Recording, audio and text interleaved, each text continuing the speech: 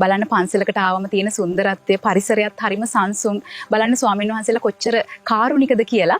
උන්වහන්සේලා ගෞරවයෙන් ඇසුරු කරන්න ඕන. උන්වහන්සේලාගේ කුටි වලට යන්න හොඳ නැහැ. යාළුවෝ වගේ ඔයා මෙයා කියලා කතා කරන්න හොඳ නැහැ. උන්වහන්සේලාත් කෙලෙස් සහිතයි. ඒ නිසා උන්වහන්සේලා අතිනුත් වැරදි සිද්ධ වෙන්න පුළුවන්. කාන්තාවක් ස්වාමීන් වහන්සේ කෙනෙක් සමග කතා කළ යුත්තේ ඊටාම සංවර ලෙසයි. මුහුණ දෙස බලමින් සිනාසෙමින් කතා කරන්න හොඳ නැහැ. සිල්වත් කෙනෙක්ගේ සිල් බිඳීම කියන්නේ බලවත් අකුසලයක්. මොනම හේතුවක් නිසාවත් කාන්තාවක් ස්වාමින් වහන්සේ නමකගේ ශරීර ස්පර්ශ කරන්න හොඳ නැහැ. මිහිරි මම පසුගිය දවස්වල දැර්කා විවිධ වැරදි කරපු ස්වාමින් වහන්සේලා විවේචනය වෙනවා. මේ ගැන ඔයා මොකද්ද හිතන්නේ? ඔව් අපිත් දකිනවා කාමරයත් ඇතුලේ භික්ෂුවක් කරන වරදක් වීඩියෝ කරන්නේ එතනම ඉන්න කෙනෙක් සමහර විට ඒ වරද කරන්න අනුබල දුන් කෙනා. එවැනි වැරදි බලෙන් හෝ කැමැත්තෙන් හෝ කරවන්න පුළුවන්.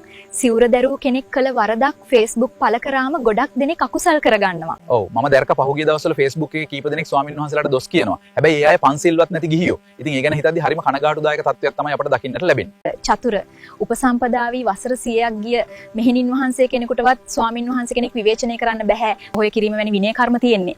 ඒ සඳහායි. ඒ නිසා භික්ෂූන් විවේචනය කරන්න තෙරුවන් සරණ ගිය කෙනෙකුට බෑ. යහපත් මනසකින් යුතුව සෑම විටම අප ක්‍රියා කළ යුතු බව මා සිහිපත් කරනවා. ඔබ කිසිම වෙලාවක ස්වාමින් වහන්සේලා විවේචන වන පෝස්ට් වලට ලයික් දැමීම, කමෙන්ට් දැමීම, ෂෙයා කිරීම කරන්න එපා. එවැනි මිතුරන් ෆලෝ කරන්නත් එපා. එහෙම කළොත් ඔබට අකුසල් රැස් කරගන්න වේවි. අසත්පුරුෂයන්ගෙන් ඈත් වන්න.